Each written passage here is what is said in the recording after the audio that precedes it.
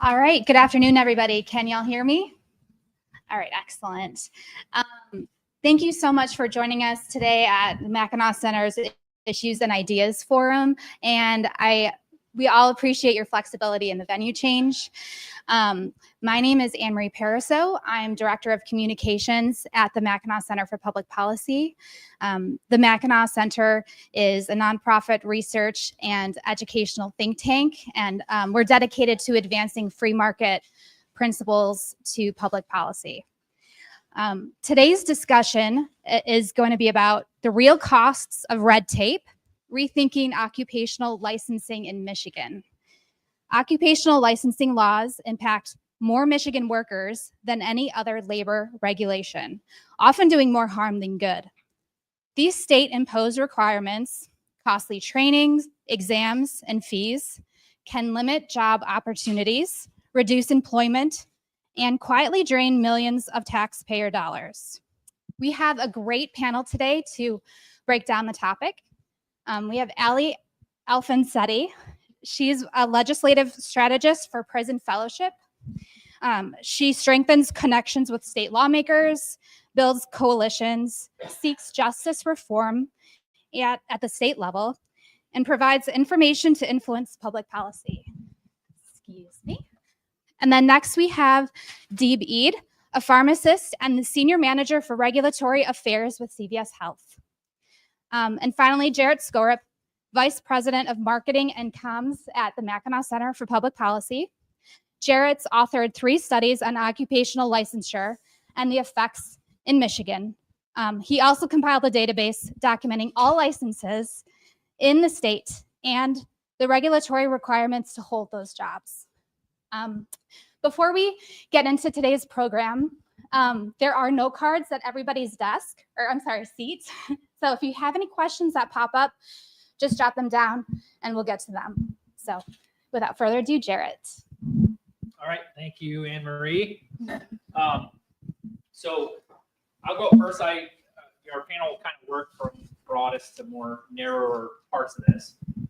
So I've been studying this issue for a long time. I've got interest in it from policy angle. I'm particularly interested in a lot of these policy areas that are significant to people's lives, but often off the radar of what people think about. And occupational licensing is one of those. When I try to explain to my extended family at Christmas, I'm doing a study about licensing laws, they don't really know what that means. But usually I can make it relevant to whatever career that they happen to be in. So first of all, what do we mean by licensing? The simplest way is that it's government permission to work. So usually it is, for most, it is a blunt way of putting it, but for most people, you just go out and you work your job.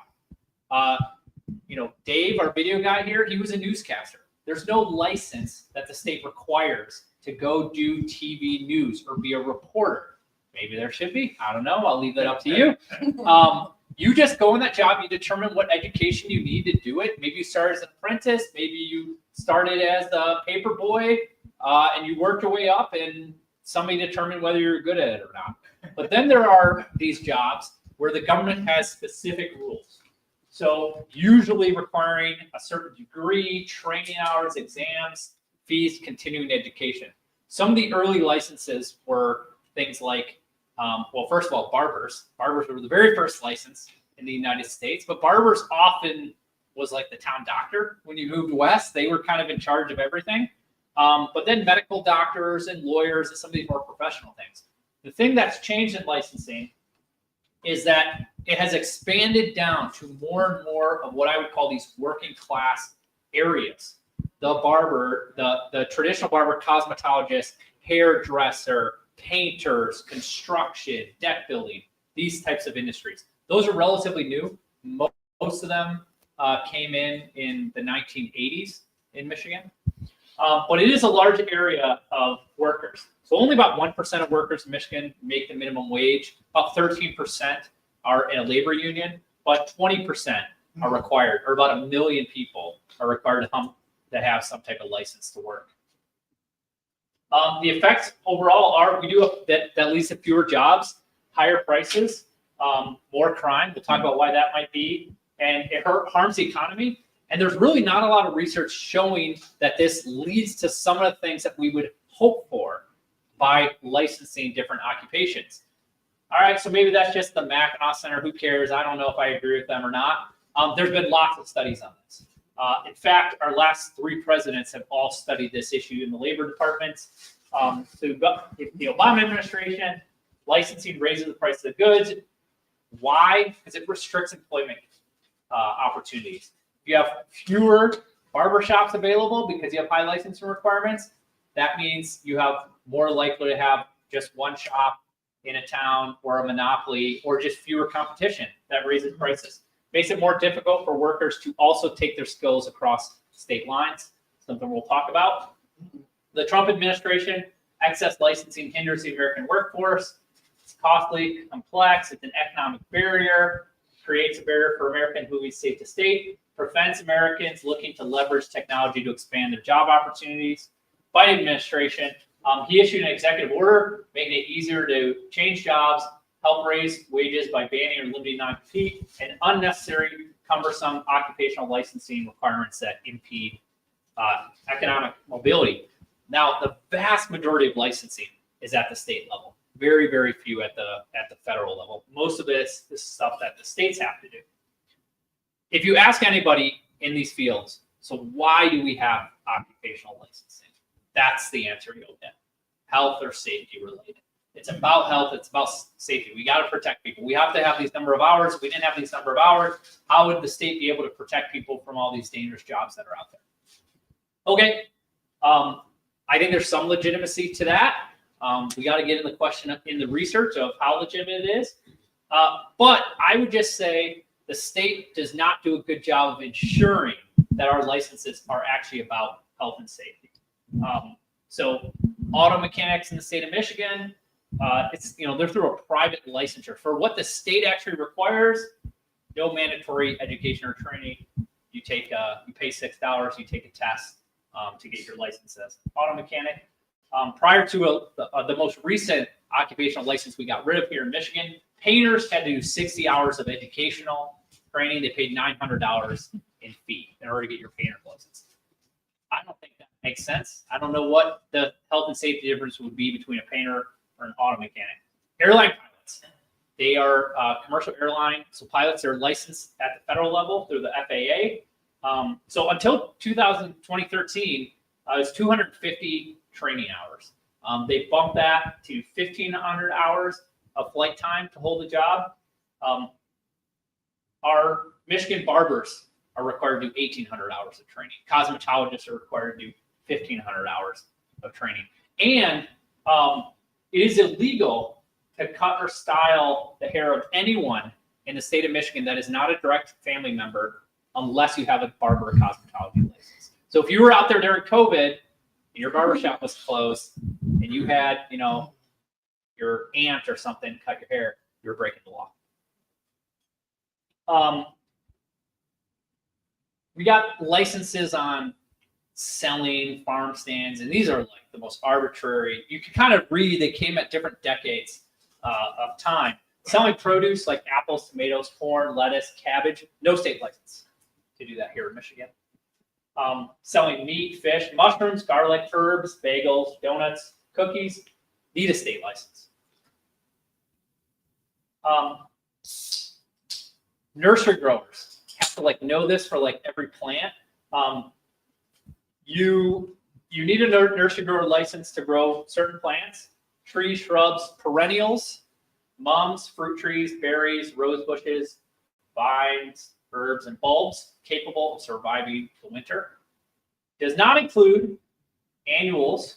So perennials, yes, you need a license. Annuals, you do not need a license. Cut flowers, Christmas trees, don't need a license. Or cut herbs. So some herbs you do, some you don't. Also does not regulate the growing and selling of fruit, vegetables, wild trees, shrubs, vines.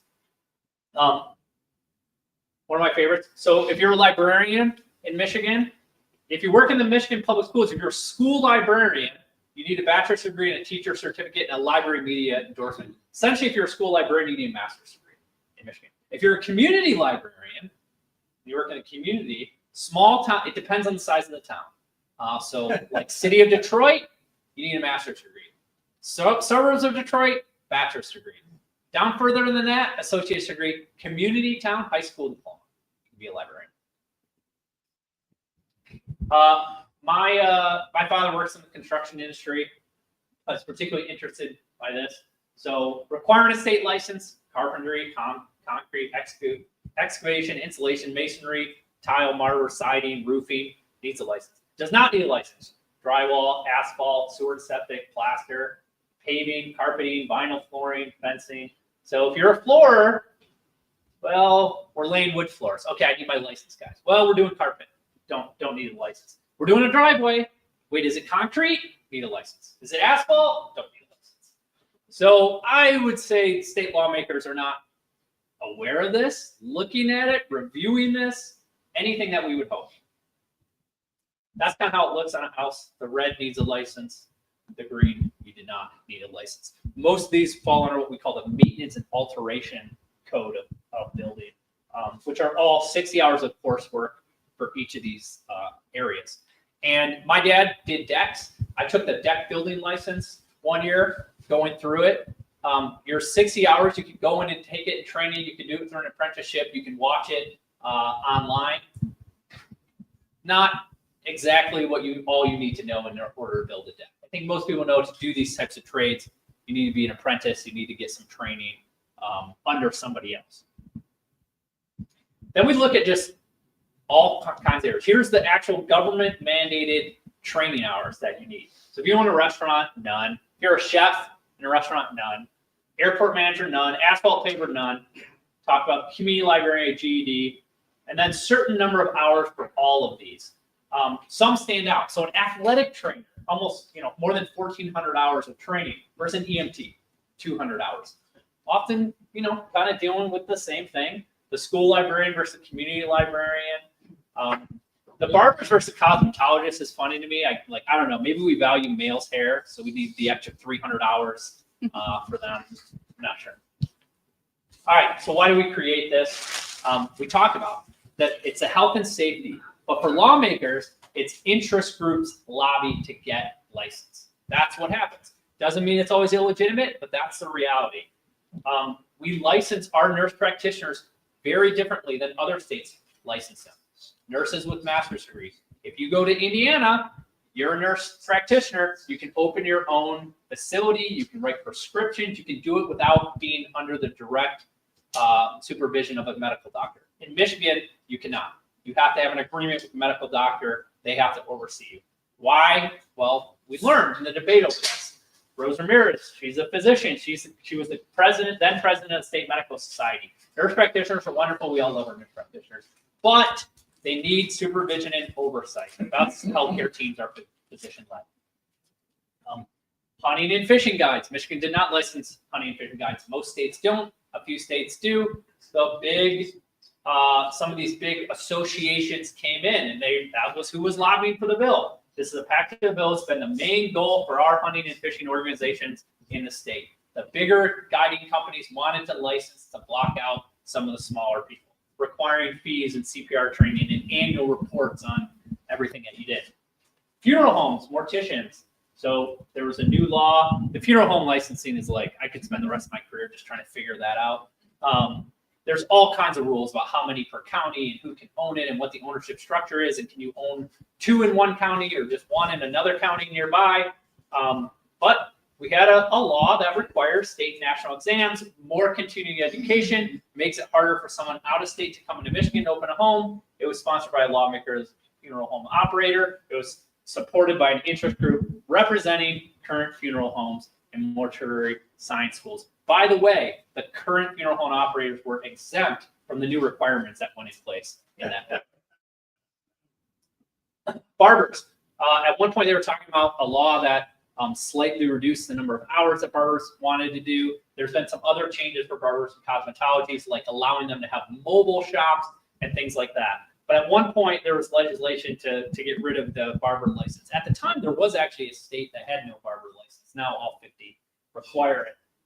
But the head of the Michigan Barber School So there were 4 or 5 barber schools, and you had to attend one of those schools in order to get your barber license. So the head of the association for those schools was in shock about the legislation. Barbering does have a lot to do with public health. I'm not saying we're as important as doctors, but we're the closest you can get. We're turning this into the wild, wild west. I'd like to see them get a haircut in a barbershop 5 years from now. It will be like rolling the dice. Well, maybe rolling the dice on the haircut. I don't know.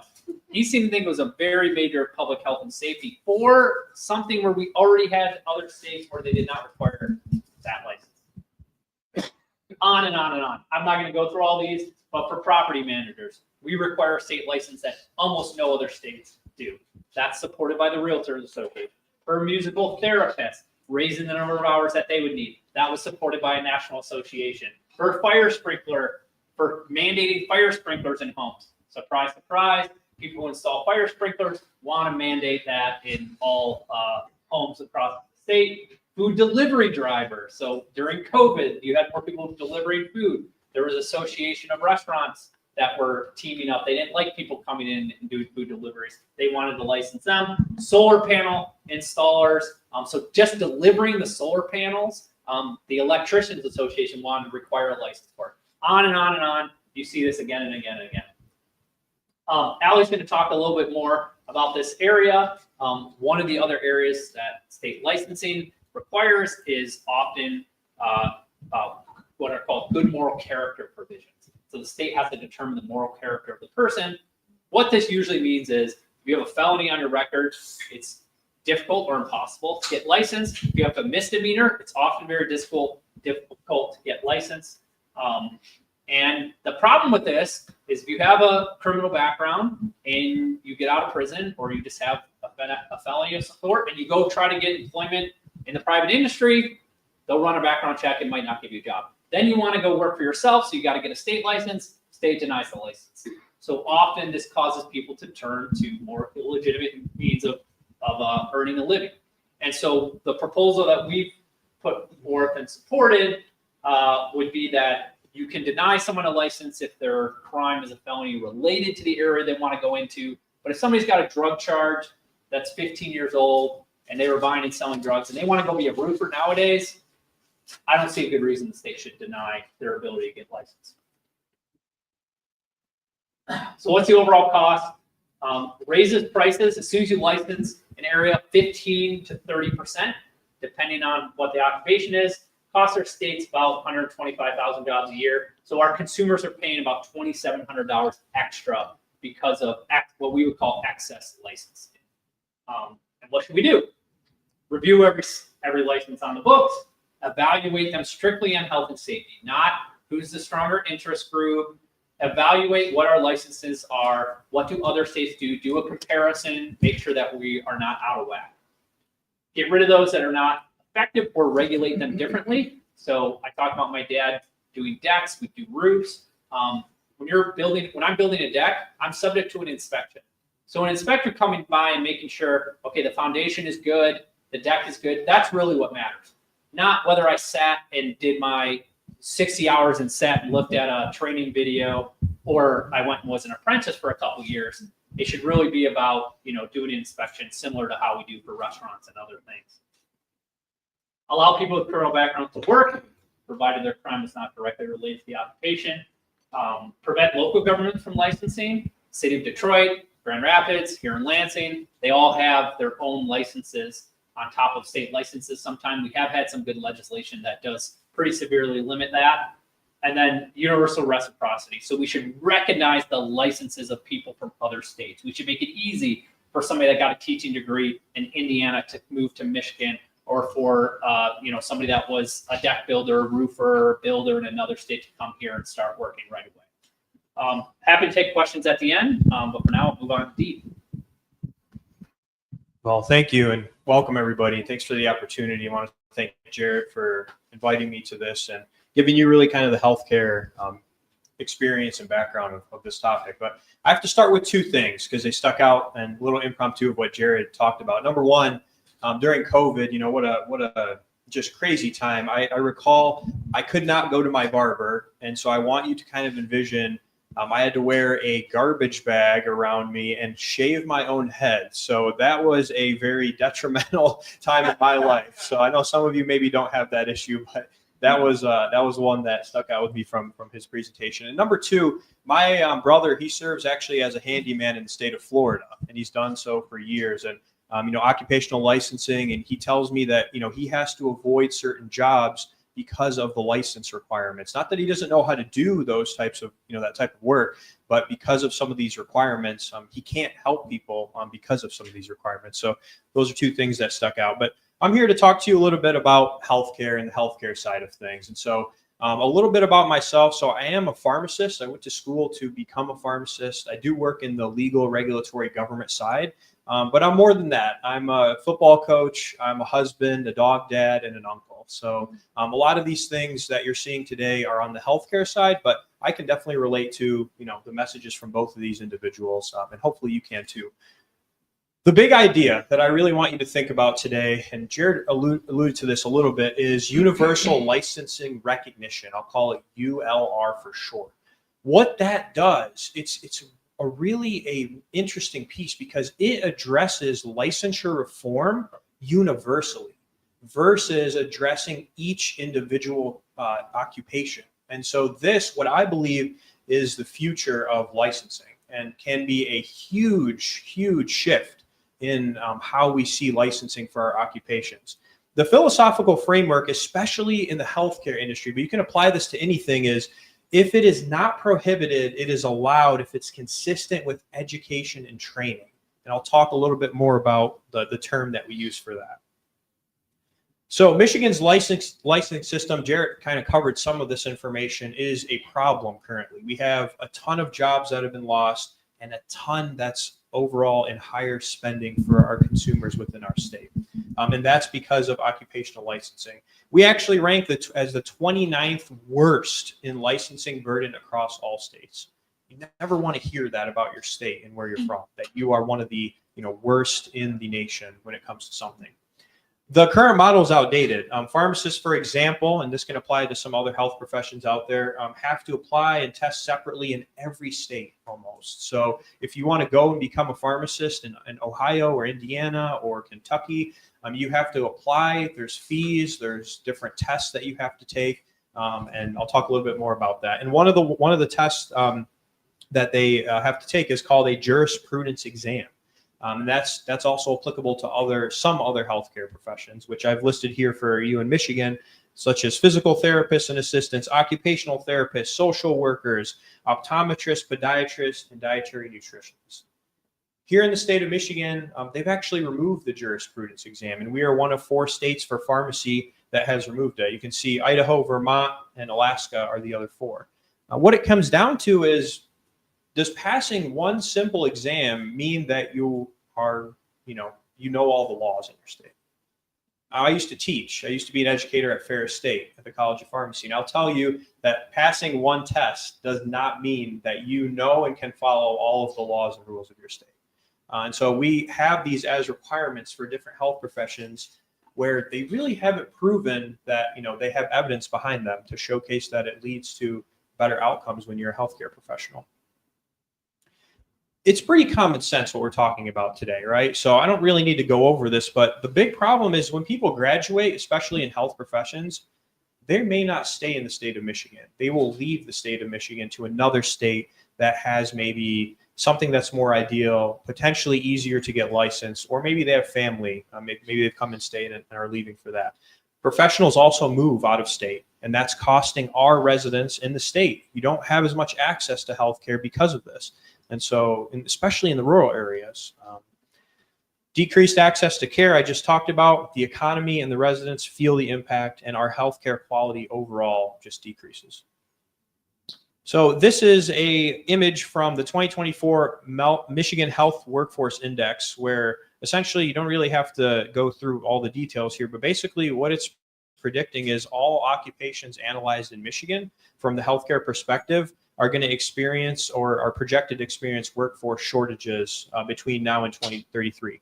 And I can tell you on the pharmacy side, we've seen admissions and people going to our 3 schools of pharmacy decreased by probably 30 to 40% within the last 5 to 10 years. So the number of people going to college for healthcare professions is also continuing to decrease in many of these different professions.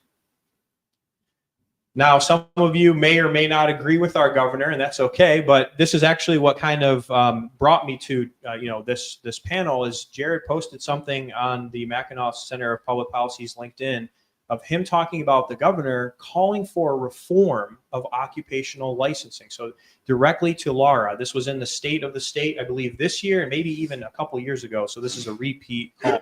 And so the governor has actually called for reform. If you look up the state of the state for occupational licensing, especially I think within healthcare. Now, there's a couple things that you can also consider here. So nursing is an example that they have what's called a nursing compact, or the NLC. And we in pharmacy do not have something like that. The nursing licensure compact essentially means that individuals can apply to the compact within their state. And there's about 40 states within the US that recognize it now. And that allows those nurses to hold one license, and they can practice then in other states that are part of the compact. But I think that universal licensing recognition is actually a better model than a compact model, because it addresses all professions, not just healthcare. So while the compacts are maybe a step above where we're currently at, they are individual, and you have to go through every different profession and change laws and rules in order to get there. And states have to buy in. So it's reliant on other states. Whereas universal licensure recognition is for all occupations within your state. It is a silver bullet. I don't use that term very often, but it is a silver bullet when it comes to the legislative and regulatory space. The Federal Trade Commission has even been cited saying licensure can pose significant hurdles. And so this is, again, slowing down the healthcare workers and others in the state. So what's the smart path forward? I think universal licensure recognition is the path forward. It is a model that covers all occupations, not just one. States like Idaho have removed exams, capped licensing fees, and are adopting this model. And I've included some model language from House Bill 107 this past year, where they've done an amazing job at looking at some language that incorporates all these things. It includes people like veterans, spouses, remote workers, new graduates, border state practitioners, and telehealth providers. And it unlocks things like standard of care and scope of practice for healthcare professionals. So my recommendations from what the research that I've done is to mandate automatic recognition for out-of-state licenses in good standing, allow individuals from other states to come into our state and practice as long as they're in good standing, and they've proven that from their record. Adopt the ULR language with some clear universal practice authority as standard of care. So that's that part that I mentioned within the person's education, training, and skills. Remove barriers such as those law exams and stay away from the compacts. I think that's kind of the cheap way out, as I'll call it. I think the ULR is the best way. And then consider adding that language within statutes. Also, you can cap fees and remove residency or in-state requirements. So I went to school in the Toledo area in Ohio, and there used to be residency requirements. So you'd have to live in a certain area to work in the other state. So you definitely need to check into that as well and make sure that those are not limiting for our border areas. A couple references for you, and then I'm also happy to take questions at the end. And then if you're interested, I have the model language for various areas from Idaho in which they've adopted. So we can make those available to you, I think, hopefully, if you're interested. So I will pass this along.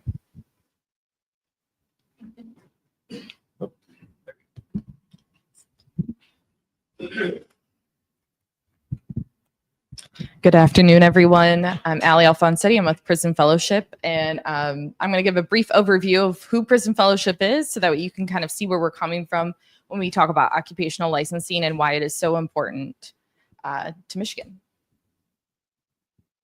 So in Prison for a Purpose, we were started in 1976 by Chuck Colson, formerly of the Nixon administration, who came out of prison and said that the church needs to be doing more, and we need to be helping those behind bars and those coming home from prison. And so we're hitting almost that 50-year mark, and really have taken Chuck's vision and mission to heart in this next year. So our mission is to restore those affected by crime and incarceration, and our vision is to see all affected by crime reconciled to God, their families, and their communities. One way we do that is behind bars. We're currently in about 5 or 6 Michigan correctional facilities. Now, we do not ask for any funding to do this work. We just ask for the time and the space to bring in our volunteers. And we do this through our Prison Fellowship Academy, which is a year-long program usually that has a Christian worldview, but anyone is welcome to apply to the program, and tries to just help and heal men and women behind bars so that way they can come home and be rehabilitated, as well as even if they are behind bars for life, that they can become agents of change while in that community as well. Another way that we try to heal crime and incarceration is through our Angel Tree. You'll probably see a lot of Angel Tree promotion around Christmas time. This is how Angel Tree originally started, as a way to benefit children who have an incarcerated parent. Now, we know that the cycles of incarceration happen from generation to generation. This is one of the ways Prison Fellowship tries to address this, is through camping, sports camps, parent days, and the First Chance Network. So we look at this as our first chance to really break those cycles of incarceration, and ensuring that these Angel Tree kids, which are kids who have incarcerated parents, have an opportunity to come alongside with other children and be ministered through, as our other programs are, as everything's to a biblical worldview, and find that kind of solace together, as well as their caretakers can get support that they need for caring for these children as well. And what I get to do is I get to advocate for justice reform. And so part of the way that we do that is through our Second Chance Month, which is every April. We advocate to bring awareness to the barriers that exist for people returning home, and then advancing justice that restores, which is kind of 3 main buckets that I work in, which is second chances, constructive corrections culture, and proportional punishment. So we really look at policies with not only a biblical worldview, but how does it fit into those kind of 3 main buckets of how can we impact good change, not just through policy, but also through culture. So a little bit of background about occupational licensing and how that impacts incarcerated population or people with a criminal background. So currently, these are returning home rates. So our national incarcerated population has roughly 95% of the current incarcerated population will reintegrate back into society. In Michigan specifically, we're right around roughly 86% of the incarcerated population in Michigan will reintegrate back into society, and a majority of them will be coming back to Michigan communities as well. And now our unemployment rates, as we kind of tapped on, workforce development is kind of the overarching theme of this as well. Formerly incarcerated individuals, over 93% between the ages of 25 and 44, so we're looking at that prime working age, are unemployed or actively looking for a job. Currently in Michigan, we are at a 5.5% unemployment rate. And some interesting facts. So there are currently over 15,000 legal barriers preventing a person with a criminal record from obtaining a license. And today, 1 in 4 jobs requires a license. Now, these are national numbers. I just always want to put that out there. These aren't Michigan specific, but just to kind of give you a nice frame of mind of where occupational licensing is. About 50% of formerly incarcerated individuals make no reported income first or 4th year after release. So we're not just talking about that reentry space. We're talking about fully reintegrating 4 years post-release, that they are still struggling to find a good, safe part of income. And the unemployment rate is nearly 5 times higher for formerly incarcerated individuals, as you kind of saw in that background. And then our position. So I won't read this quote, but just basically one of the things that we really try to focus on is making sure that the occupational license that somebody's trying to obtain is not hindering public safety, but is also really focused on, have they been rehabilitated? Have they done the work? Were they great on parole? And looking at those different factors and making sure that we are not doing any blanket mandates that are harming as well as eliminating a group of people from being able to access the workforce, to pay taxes, to contribute to their community, to be productive members of society, which is ultimately our goal when anyone is returning home from prison or anybody who's been involved in crime. And kind of the role of government and some balance of powers. So the state legislature should be responsible for identifying where restrictions are necessary. but there should be structured evaluation, creating a factoring test to assess a direct relationship between the offense committed and responsibilities, as well as an occupational proof of rehabilitation.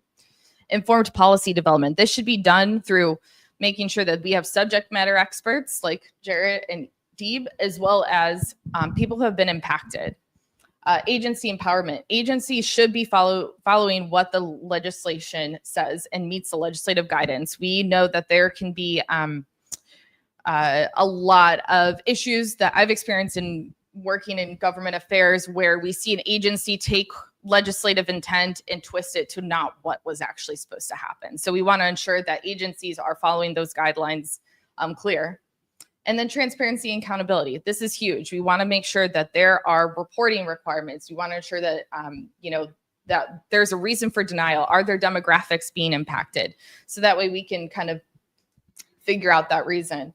I actually just had one of our justice ambassador specialists who helps with our grassroots network. She sent me one of our new justice ambassadors a story about how she has struggled to get an occupational license because she has a criminal background. She was also denied being able to be a DoorDash food deliverer because of her background check.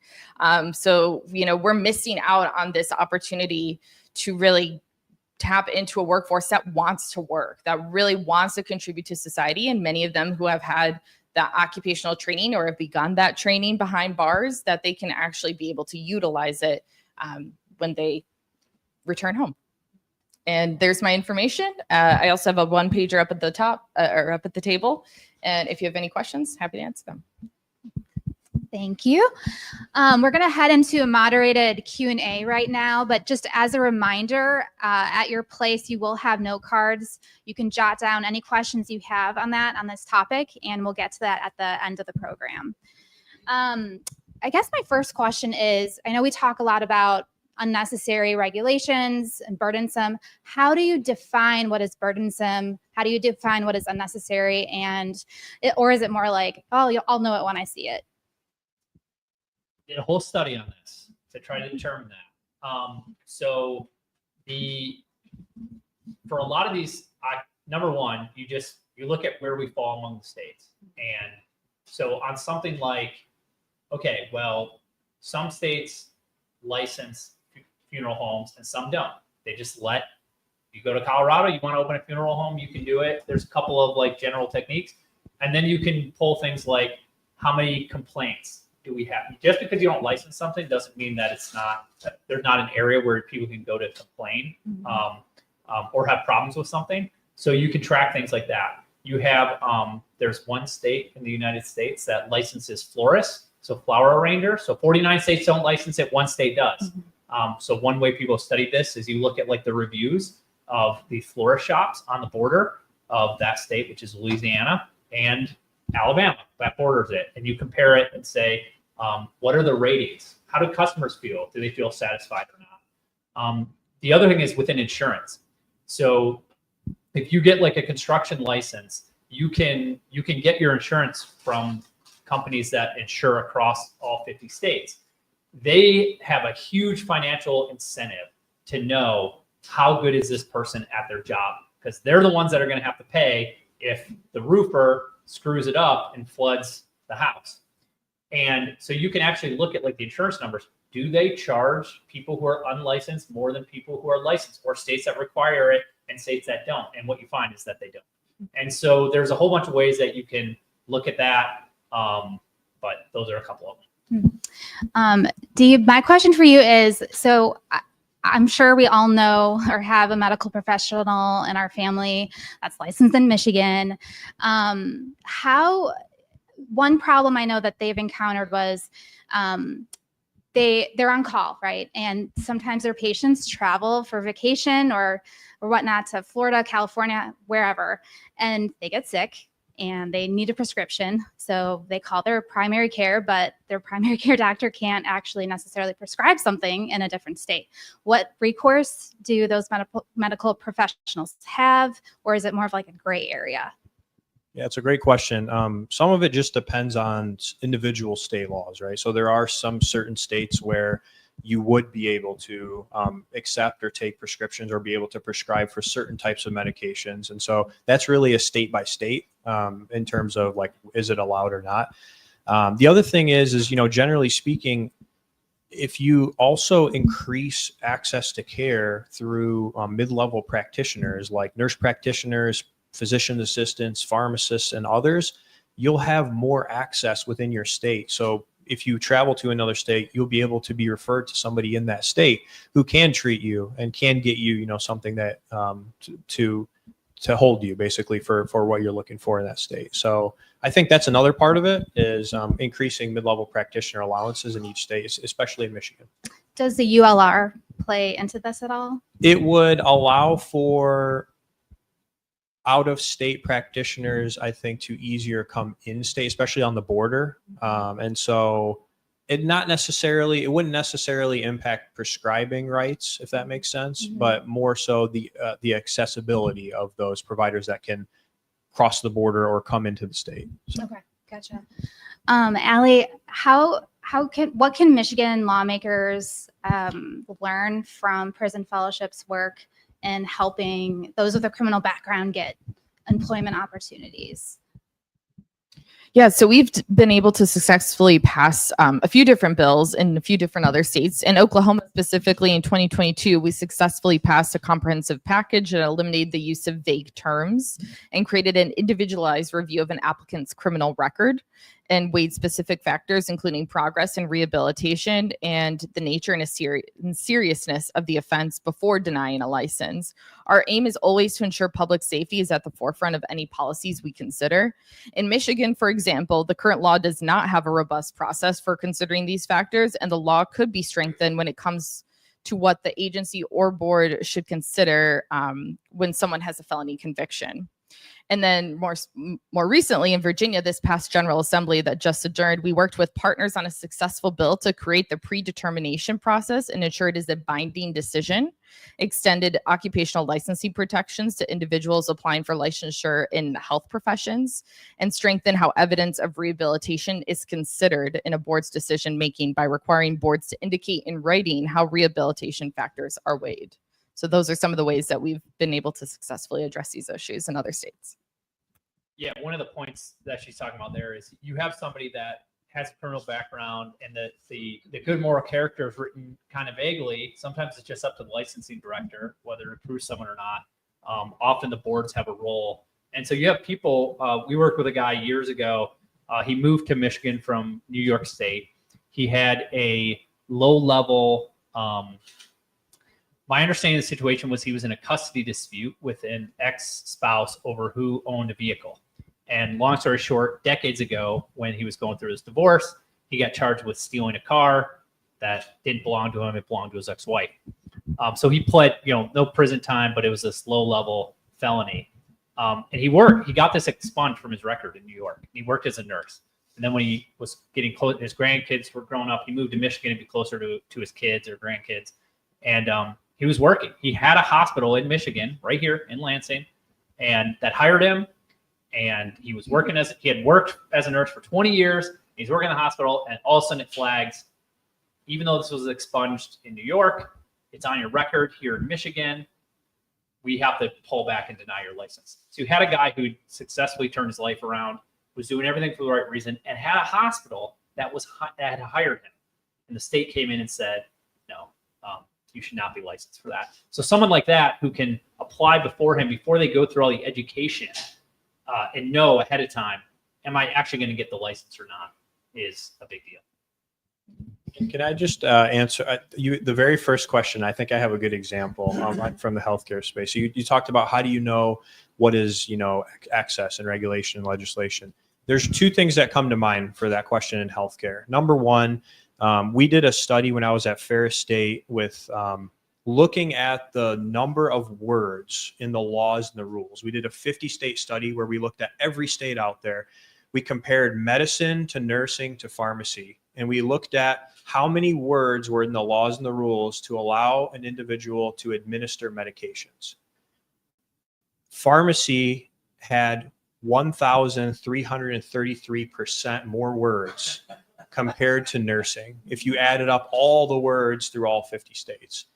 Now, that right there is an example of, does it take a pharmacist who has a doctorate degree, has specific training and education on administering medications and vaccines, does it take them that much more language within our laws and rules to administer a medication? I have a bias, but I would tell you the answer is definitely no, especially with the volume.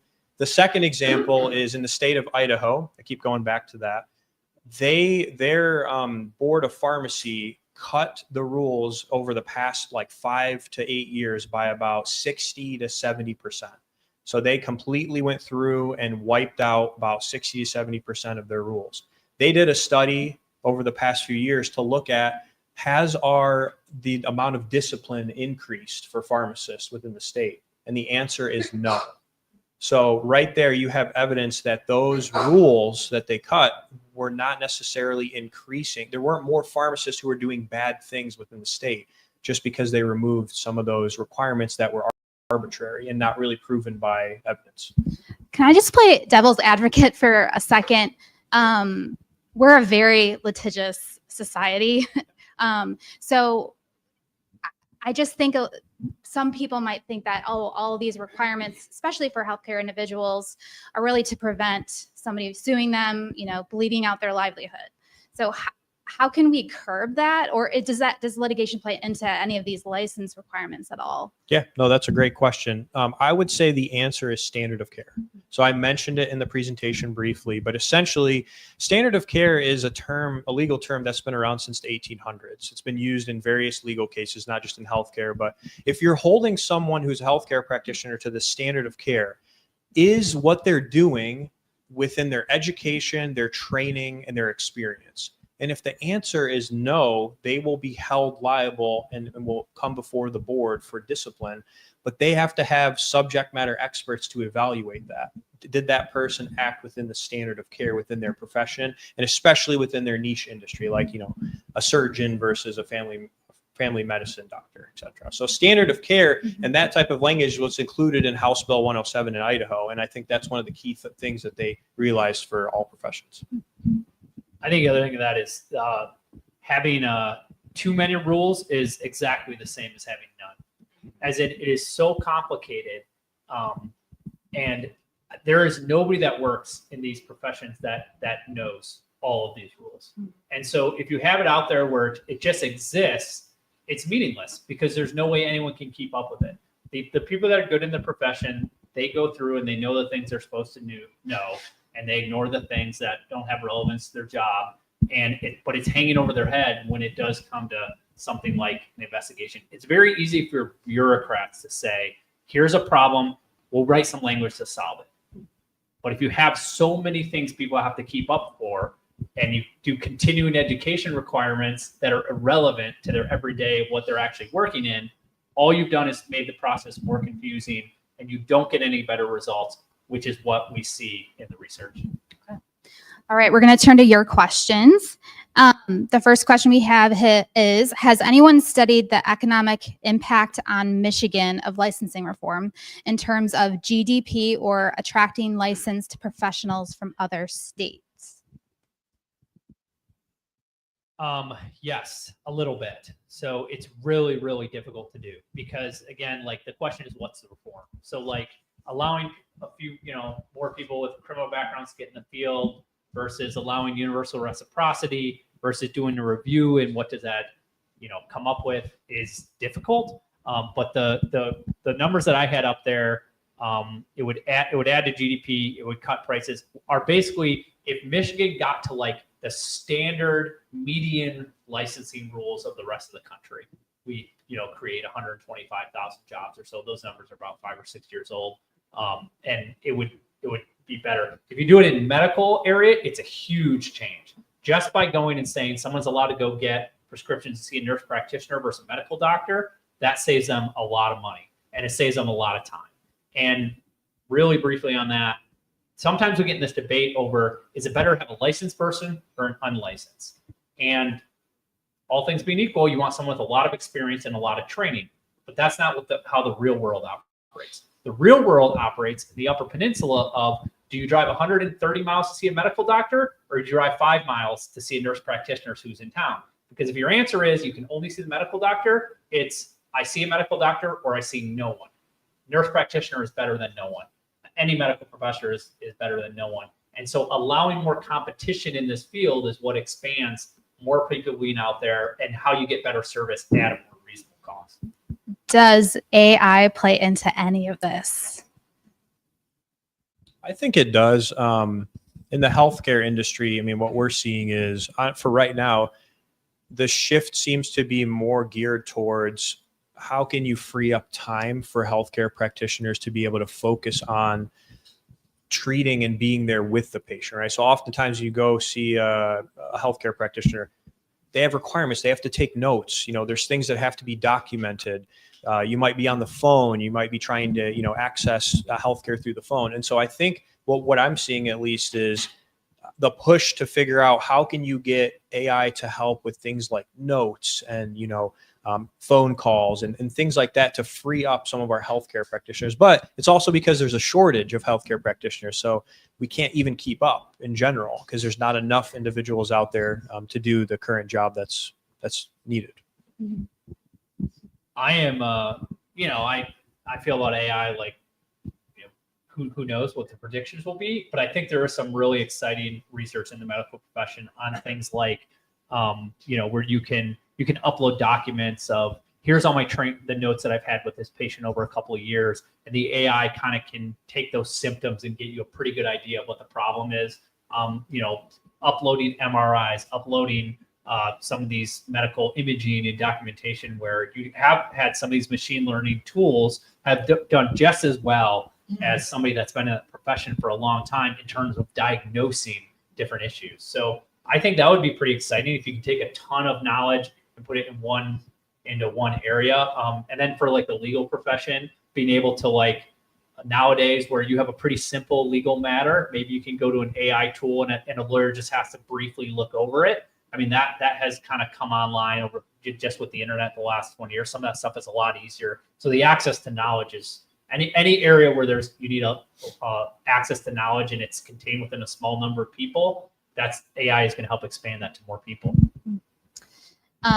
If Michigan, let's say they adopt all of your suggested reforms in the next, year, what tangible improvements would we see for workers, for employers, I guess, in the next 5 to 10 years? Just more specifically, I guess, if we're kind of having adding in a predetermination process that actually is binding and opening up more opportunities for people with a criminal background, I think employers are going to be incredibly pleased by that because they're going to tap into a workforce that is largely untapped here in Michigan and find people who are really hard workers. And I think that's something over the past, 5-6 years that we've seen in Michigan is that we are missing in whether it's the skilled trades or soft labor or anything of that matter. I think there's room for people to be there. And I think we'll see huge impacts. And, what we often correlate for people returning home is when they're having that second chance is that a job is so crucial to them being able to serve their family, serve their communities, be productive, pay their taxes, which only benefits the government. Those are kind of those largely those huge impacts. And I think it just is a way for us to really expand and hopefully improve Michigan for future generations if we can continue to, build up our economy by utilizing a new tapped workforce. And they can feel confident that when they get that training, that they will actually be able to obtain that license and they will have not wasted their time or their money, or they're actually going to be able to put that skin in the game to obtain that license confidently. For me, I think there's 3 things that came to mind. Number 1 would be individuals who graduate will hopefully look to stay within the state, or you'll have border state practitioners who would potentially want to move into Michigan because of the licensure allowances. Number 2 would be, I believe it would impact those within the medical industry or profession would have you'd have greater access to care because of that. You'd have more individuals hopefully that would stay or move in. So you get better access to care, which then hopefully would lower the cost of healthcare because you're avoiding those hospital or ER visits where you'd have access to a healthcare practitioner, and hopefully some of these areas that are struggling with the access. All right. Is there a rural or urban divide, with urban areas wanting stricter licensing rules and rural ones wanting looser standards? It's a good question. I don't think so. I think that, I mean, what you do have is you have some of these rural areas where they just want anybody willing to come in and live and work there. And so maybe they're more open to it at that level from the government structure. But for the most part, it is the associations versus the market. And there, at any association in rural, urban areas, they will argue for restrictions that benefit their members, and they will argue for rules that will grandfather in their members, and they will argue for rules that raise the standards of care. And then what you see is like anytime for the last couple of years in Michigan, in the last 5 to 10 years, I'd say, we've made it easier to get a teaching degree. You've got these new accreditation programs coming online. You can go through a school district, you can work within a school and earn your degree while you're there, things like that. Pretty much every step of the way. Who fights against it? The teaching colleges. They want everyone to go through their college to get that teaching degree. And that's how it just operates for all of these, whether it's the schools or the associations. So I don't see much of a divide, geographically, but it's more on people who are in an established area with an association or these new incoming kind of sub-level areas that Dean talked about. I guess this is our last question. How can Michiganders, businesses get involved in advocating for these reforms?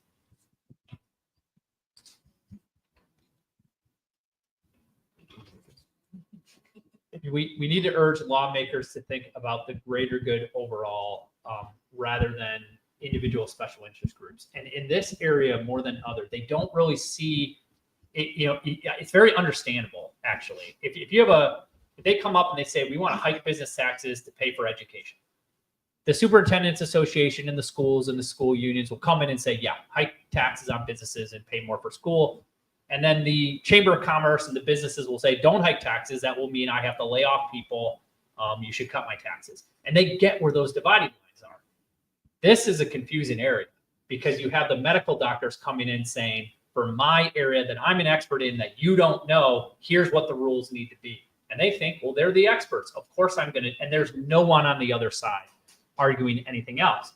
It is this economic concept of concentrated benefits and diffuse costs. We all pay a little bit more to benefit one special group. And you just need lawmakers of principle that are skeptical of government involvement, that are skeptical of new rules that help those groups and are going to dig into it a little bit more. So anything you can do to get lawmakers that are thinking of it that way is going to be a positive.